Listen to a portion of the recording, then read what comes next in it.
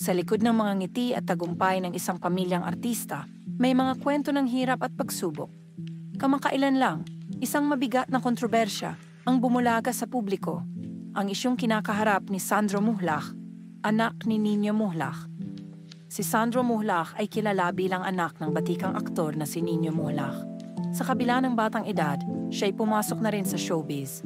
Ngunit ang kanilang pinagdadaanan ngayon ay isang bangungot na ayaw ng sinuman na maranasan.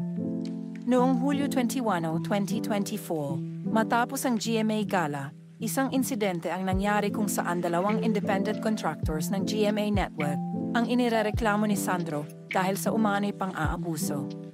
Ang mga akusadong sina Richard Cruz at Jojo Nones ay itinanggi ang mga paratang.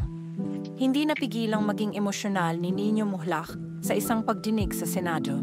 Sa harap ng mga mambabatas, isinumbong niya ang nangyari sa kanyang anak, sabay panawagan ng hustisya. Maraming netizens at mga kilalang tao ang nagpahayag ng kanilang suporta para kay Sandro at sa kanyang pamilya.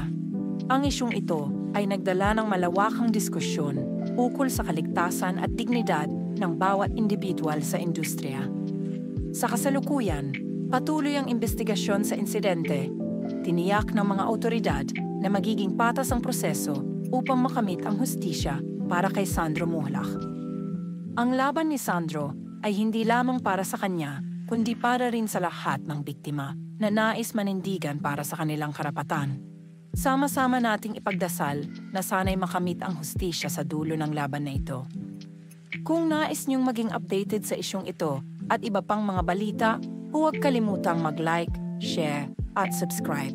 Maraming salamat sa inyong panonood.